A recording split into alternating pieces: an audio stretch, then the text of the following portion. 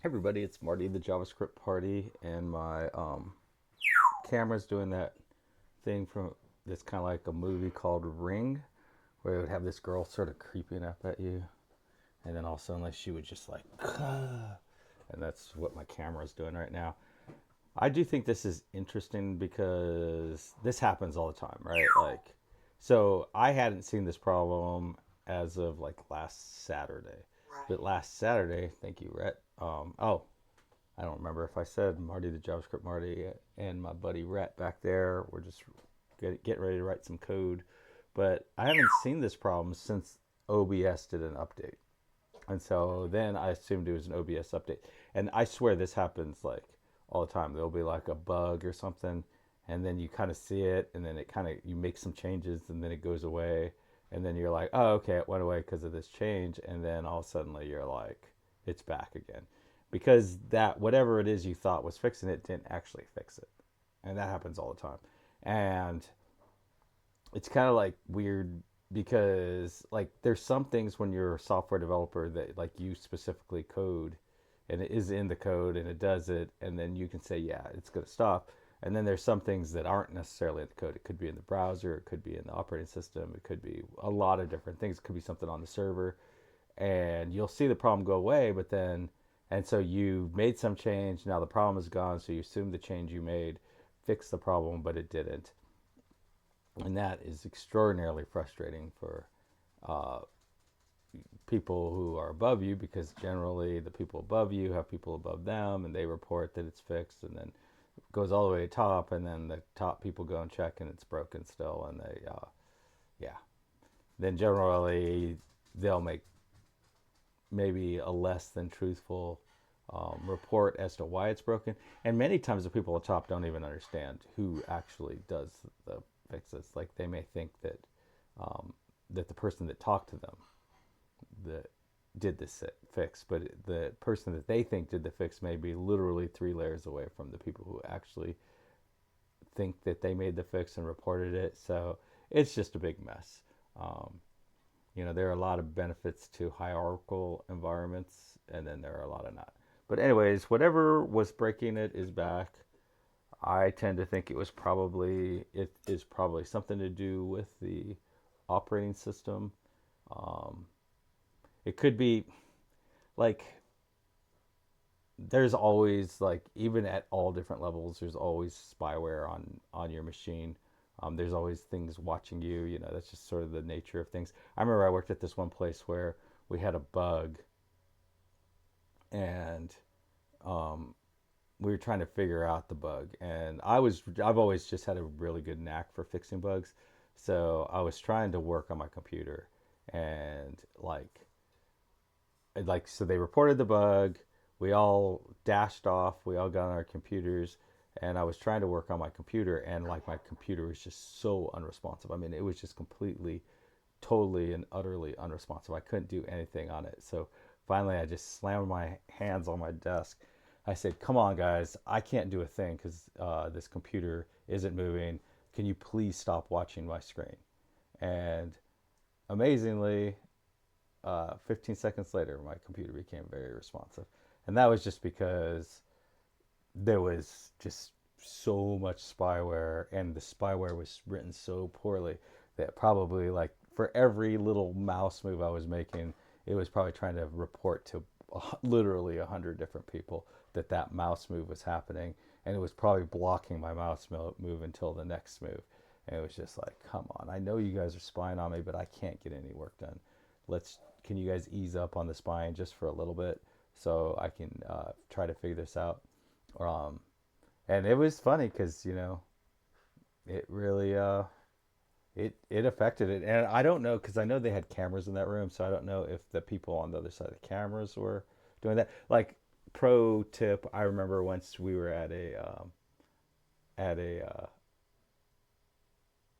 pharmacy to pick up some pharmaceuticals, and um, basically they just went they just, like, the people on the pharmacists on the other side of the thing just wouldn't move. They were just being pains in the butt. And so they um So then what I did was there was this like a big old bin full of just stuff laying all over the place. I can't. I think it was like bottles of pills or something like that. And so basically, what I started doing was I started organizing them and stacking them. And then I was about, I don't know, 8 minutes into it. We'd been waiting for like 40 minutes. And then I was about 8 minutes into it. And all suddenly they all started moving. I heard the phone ring, and then they all started moving. And, um, and then they uh, got really mad at me. And they took care of me and everybody else that was there. And so then I looked up and I saw a camera and I just gave it two thumbs up because what was happening was somebody somewhere was watching 100 different cameras and they're trying to figure out, but it's hard to tell time when you're seeing those different cameras. Well, so what they were seeing was it was taking me like a half a second to put each one of these up, and they were watching this thing get built out, and they realized, oh my gosh, those people are just sitting there not getting any service. And so then they called and they're like, "What's going on? Why aren't these people getting serviced?" And then we got serviced. Um, so the reality is you're always being watched. There's always some sort of watching going on. So you probably should be aware of that. It will make you paranoid, but probably one of the most important things you can always remember is just because you're paranoid, don't mean they're not watching you. Anyways, I'm gonna have to turn this camera off. I was kind of hoping it would sort of resolve itself like it does sometimes, but it's just not, and that is very, very distracting. And it is 7:33 in the morning. I started. How long are we into this? We're 7 minutes into this, so I started at like 7:26. So I was finally starting to adapt to the new daylight savings. I went to bed early last night, woke up early, like I'm starting to slip into my normal sort of going to bed around 9 p.m. and then waking up around 4:30 or 5 a.m. This morning I woke up at 5:15, so that was good. I've been up for a couple hours, and then it is Friday, so tonight I'm gonna go have some Mexican food with my wife. She's gonna have a margarita, and we're gonna just unwind from the week. Her week has gotten, it's kind of crazy because she's up to 4 employees now, and trying to do that adapting to having people around and being ready and having everything set up and all that is getting to be is quite the challenge. So it's probably going to take her a month or so to get into the routine. But anyways, I'm going to deactivate this camera now. Yesterday I finished up my unit tests for my new changes, basically from like the duck on top of the water. I don't know if you're familiar with that, but there's kind of this idea of a duck swimming, and above the water it looks very, very calm, but below the water it's going crazy and all kinds of stuff is happening. So this is above the water, and we changed this so that these are function calls. It would look a lot better if these function calls were on one line. So this is, we basically turn this into just attaching objects to adding functions. So that's a step in the direction, and then I added unit tests for that. I do not think this will break my end-to-end test, but let's go ahead and test that. So if I remember correctly, because I'm trying to do this stuff from memory, but if I wanted to, I could look in my packages, and I might end up having to do that, but I think it's run and then Cypress, and I cannot remember the last thing.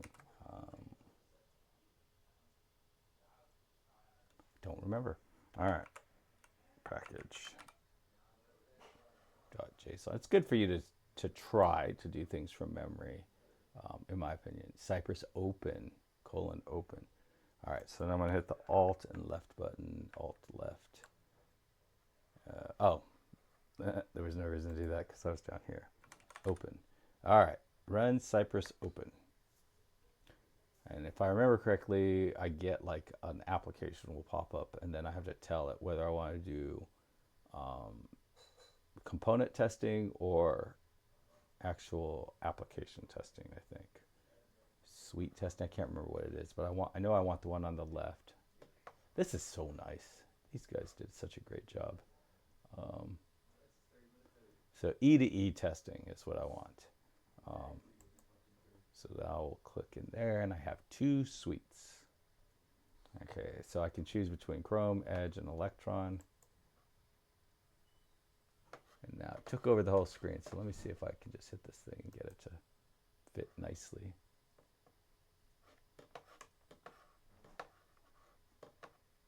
So here we go. We got our home and we got our viz.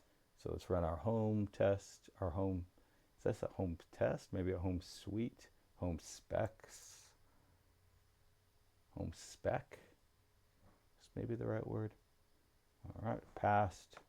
And then I always get confused because I always want to go here, but I think it's here that I go. And then viz. So I'm starting to get better at using this application. I'm not, I'm not, I would say that I'm not writing very interesting or useful tests at this point, but I would say that I'm comfortable, very comfortable with the application. And when you get comfortable, the thing is like when you're writing new code for something, you're trying to learn how to code stuff and you're trying to write code. Um, there's really, it's not just about writing the code, it's also about understanding the tool. And right now I'm building up tool understanding. So then once I start to really get challenging code, Cypress scripts that I'm trying to write, I'll be able to not be wrestling with the tool. I'll just be like focused on the code. And it's important to learn things that way, and I'll be honest with you, I'm hoping that I can work in this and the reason is because I just think I can be a lot more valuable to an organization doing QA than I can as a developer. I think a developer, the problem, well, I think the developer may be the most important person in the entire thing, most critical person. They're kind of like a lot of times there may be an, like I've heard this concept that our society may be in big trouble because there are a lot of parts that are cost less than $1, but they but an entire $1 million machine depends on that part. But nobody builds that part anymore because there's no profit in it, and so then that causes $1 million machines to not be worth anything, and we can't really connect those dots. I feel like that's what developers are. Organizations just don't value them. I don't think. And sometimes they're willing to pay a lot of money. Like you might be like, "Oh man, I got to pay 10,000 or $100 for this little plastic part for my car," um, and whatever. But then at the end of the day, you still don't care about it. And I do think that that is the organization. That is what organizations are like. They'll be like, they come up with really weird ideas like, oh, the people who really understand things are business analysts or are QAs. They really understand things, and the developers, they don't understand anything. They're just tools in the organization. So we'll definitely do whatever we can to make sure we keep our QAs and our BAs around. But who cares about the devs? We can always just call the recruiting company and just get a new one. And that's kind of how devs are viewed, and it's a shame. And they would all deny it, they would all be like, no, no, no. But it's like, I don't know. I heard the other day someone was saying, I I believe what I see with my eyes a lot more than I believe what I hear with my ears, and I think that is true. Um, like where are your developers sitting? What what are the conditions like where your developers sit? What is the desk? What are the desks like? What are the walls like? I mean, do you have some people who, when you walk into their area, it's all like beautiful wood walls with everything looking all amazing, and the temperature is the perfect 70 degrees, but then you got your developers down in some basement and they all wearing hoodies because they're freezing their butts off, or they're um, like it's hot, and then no light, no natural light, and no nothing. um, that's like kind of um, the reality is that organizations, they and then on top of that, what organizations will do is they'll pay like a ton of money to like a third party or something like that, or something. They're like, we're paying $200 an hour for this person, but that developer's making literally way under half of what the organization is paying. I remember working at this one place where they're like, where the director of the place was like, we pay $600 an hour for you, and I was making $60 an hour, and he thought that like I should be snapping to attention because like they're paying like, what is it, 600, 6,000, like 20 grand a week for me, but I was not even getting even a tenth of that. So it was just kind of like, so they're like, well, we're investing in IT, but they're not investing in the developers because they don't. And whatever. I guess I shouldn't say why they aren't. But anyways, so my unit test, as I was hoping, worked just fine. So the next step is to go through here and just make sure that there's no weird things.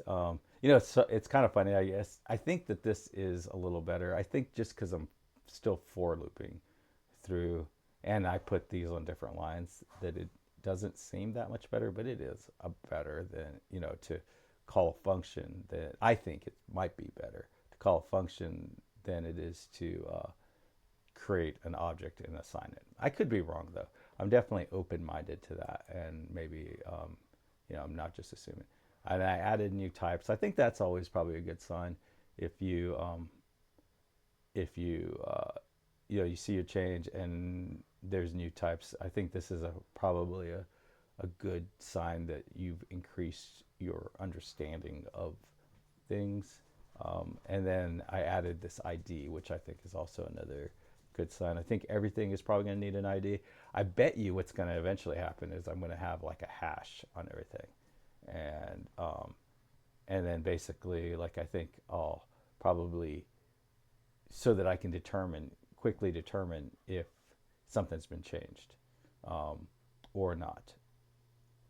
I think calculating hashes and then all that is probably um, expensive, but um, I think like destroying entire objects and putting objects back together is probably more expensive.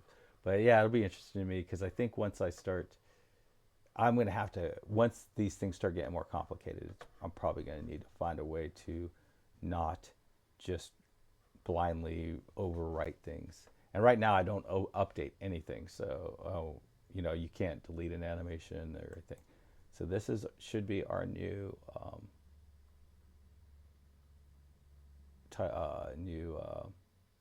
spec file, and that all looks good. I think it's nice and clean. And then animation service.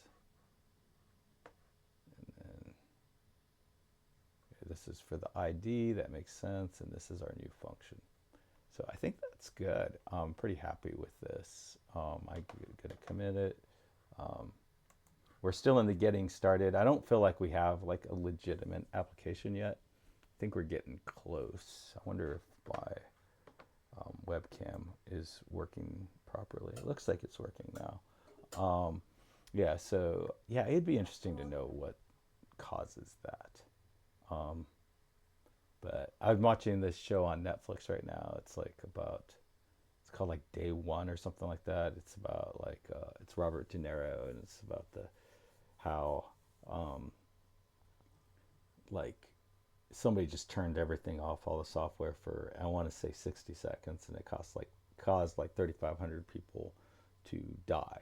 Like basically people, like lights quit working, traffic lights, all kinds of stuff quit working, and it just had this thing, and they just turned everything off for 60 seconds and then turned it back on.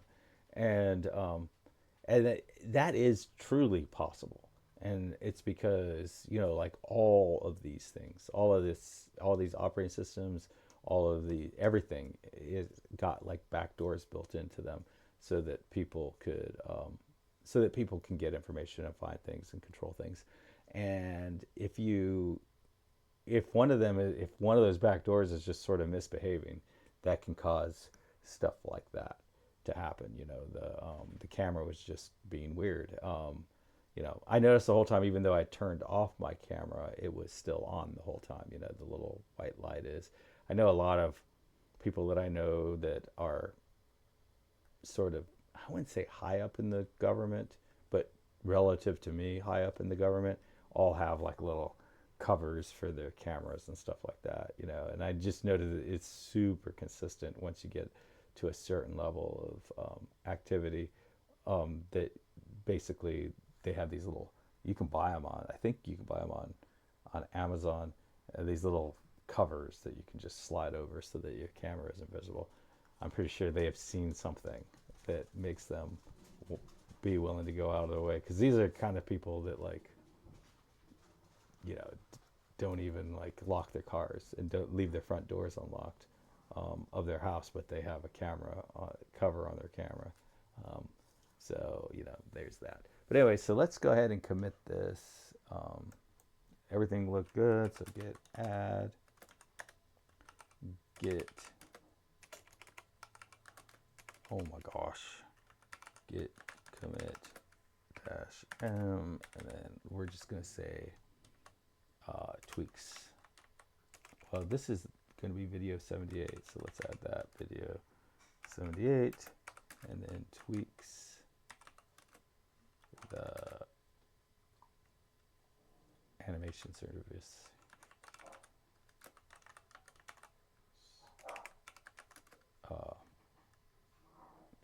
And I think that's good enough. And honestly, all I want to do is, like, if something breaks in the future, I want to be able to look over my git log and just be like, oh crap, okay, yeah, that makes sense. So all I did was mess with the animation service.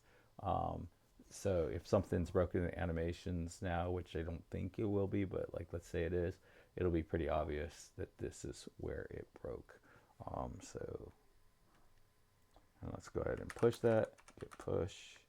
And so what is next? What is next? What is next? I think the next thing is going to be creating a system for laying these out. And I have a lot of mixed feelings about like I think the best way to do it, just from a purely practical, like performance perspective, will be to, in the app, have something that checks to see if there's anything has changed that would cause a redraw. And the two things I can think of is changing the size. So like if the size has changed, then it redraws, and adding or deleting a item now would cause a redraw. Now at this point, because all of them are the same size, we don't have to worry about like a size change. So basically it seems like to me, so there's a hook in a lifecycle hook in all components. And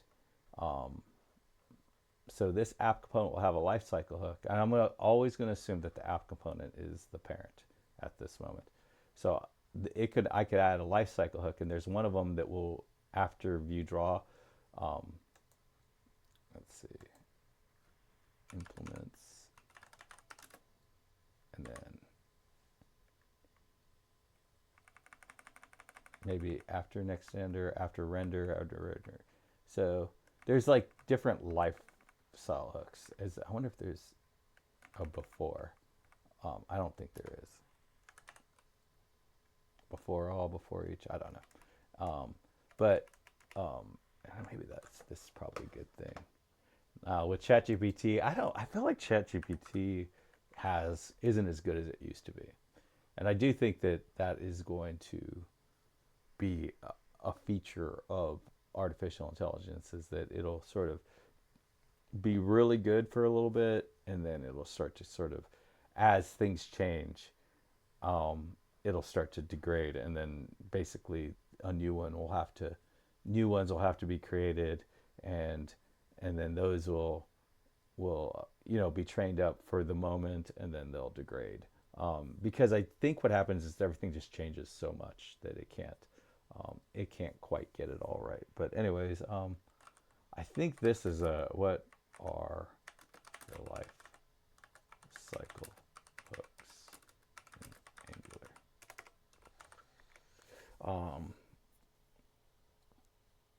On init, on changes, on destroy, etc. Why would I want? Okay, so ng do check after content. See, what time is it? 7:52. So I still have over an hour before work starts. I still do have to feed the feral cats. I have not, or I guess feed isn't there. I need to provide food for the feral cats.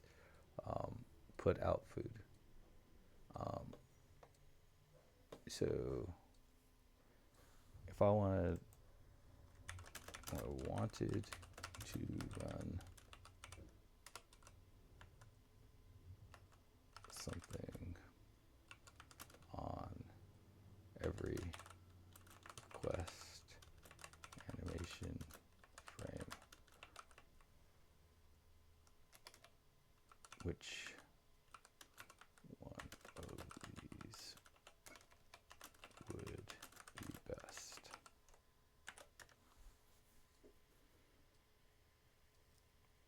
ng do check. It runs every time Angular change tick runs until, which is frequent. However, change tick is not necessarily tied to it, so it's not the most official sync with rendering. Better push instead of a lifecycle hook.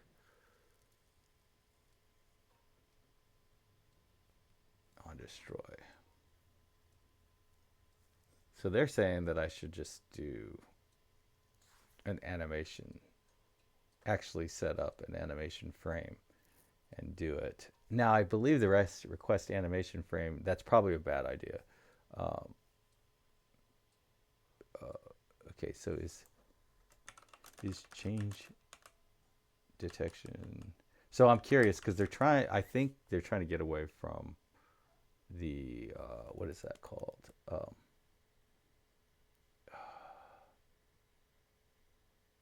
Zone, the zone detection.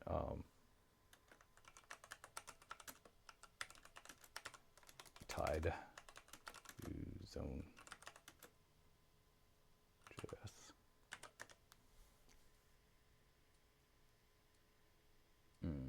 Okay, so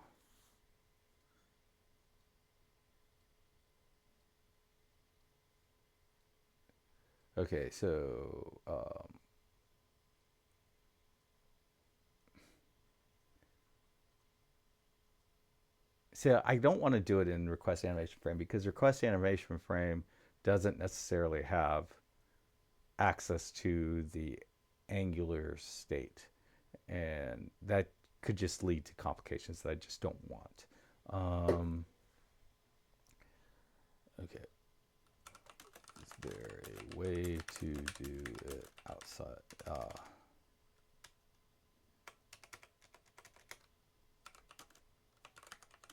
JS.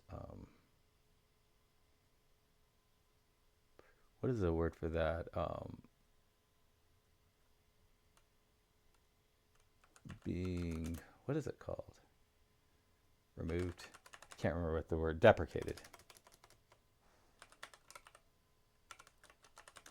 In Angular, I misspelled Kangular. Angular question mark, and I misspelled dep. It's probably an E.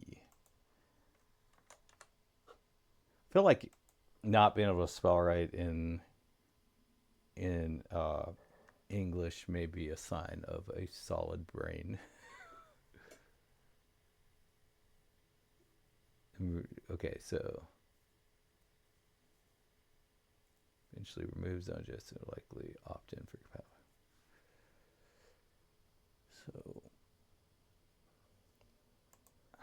So is there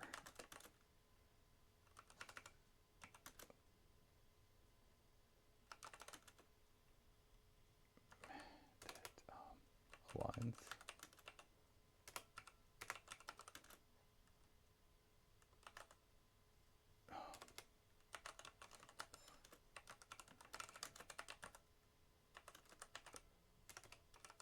Does not depend Zone.js.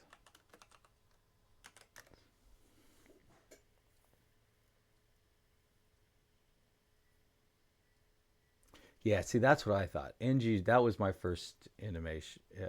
Init, because I believe NG after init just runs over and over again. Um, and so basically, what I would want it to do is, at least for now, just check two things. One thing is, has this size and width of the overall viewport changed? And the other thing is, has the number of items in this thing changed? Now, more things will get added, but and I think the thing that's very important in that is that you just check memory in that animation. You don't want to calculate anything. I don't want to calculate the number, and I don't think checking um, the length of an array causes a calculation. I think that's just a variable. An attribute is the length. An array, an attribute, or is it something that gets calculated?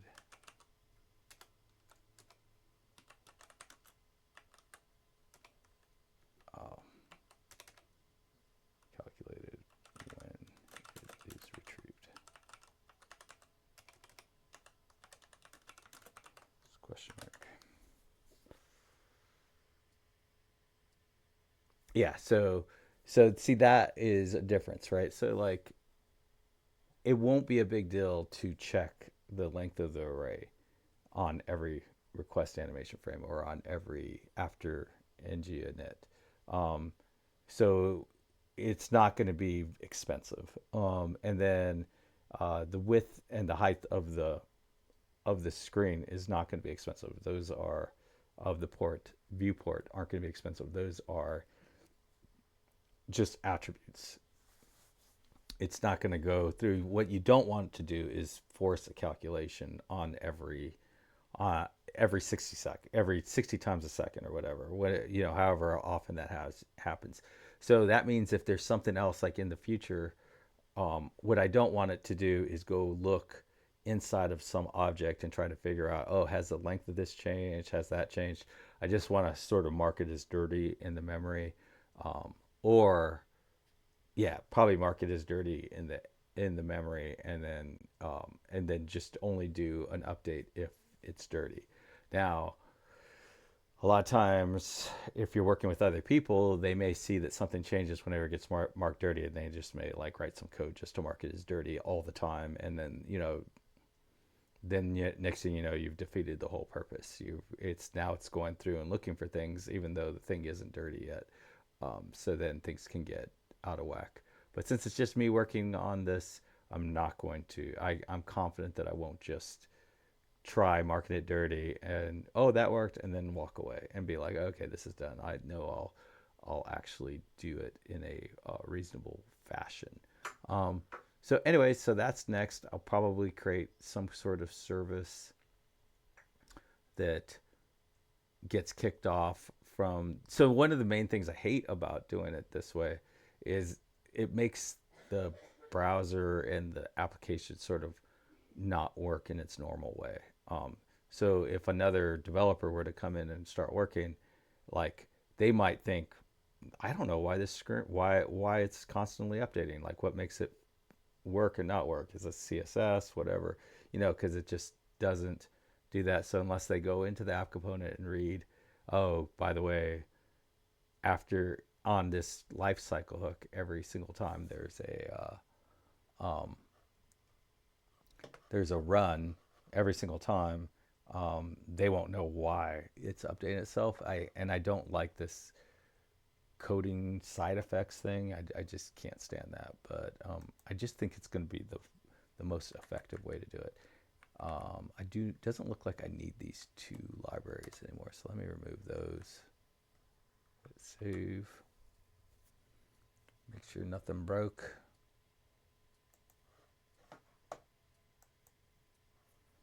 Everything's still working. So yeah, so starting tomorrow, we'll start building out something that will draw these and update them dynamically. That was one of my biggest gripes in my last application, is it wouldn't update automatically. So I would change sizes and then it would just stay the way it was, and I'd have to refresh. And I was like, oh, it's no big deal because this will be just as easy to fix in the future as it is now. But it did annoy the shit out of me, so I'd rather not. After that, I think the next thing will be to add the ability to add one of these things um, dynamically. And then that will be the first time where I get my next growth opportunity with the Cypress, because the Cypress will be able to go in and add um, items, add these things. And it's just going to be a one-way street. You can only add. And then I feel like that'll be good. I mean, I feel like getting started is done. Um, then we'll probably um, focus on that for the next build. Will be about being able to add, delete, and have different kinds of meshes. Um, and then and probably the ability to add and remove um, individual animations to each one. And so I'm guessing the way that will work is like when you mouse over, another little menu will show up and maybe three dots, and you click on that, and then it'll give you the ability to like modify the animation or delete it from the list. And then that will probably be good for that round.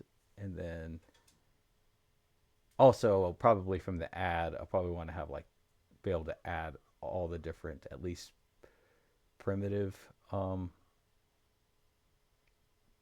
meshes.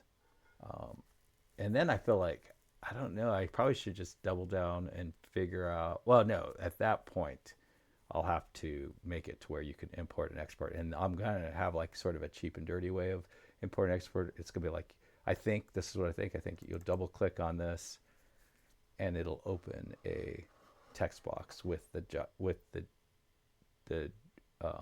JSON in it. And then you can tweak that JSON in there, or you can copy it out, and then you can um, uh, save it like to a file on your local desktop, and then you can, um, I guess, import. Maybe all you can do is copy. Yeah, that probably makes sense. And then there'll be maybe in the drop down a little import, and then um, that will be cool, because then we could do stuff outside of it, like change sizes and stuff like that, and that will probably be the next thing after that. But anyways, yeah, so I think things are coming along nicely. We are at March 14th. So hopefully by March 31st, we'll be able to add and delete, or add, delete, and tweak animations, um, and add different kinds of primitives.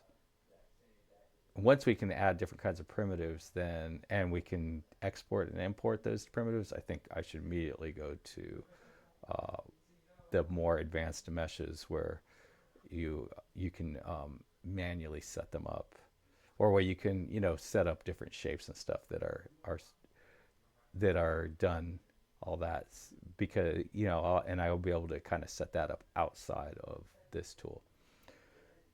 It is 8:06. I need to feed the or put food out for the ferals and go to work in 54 minutes. We made it, guys. It's Friday.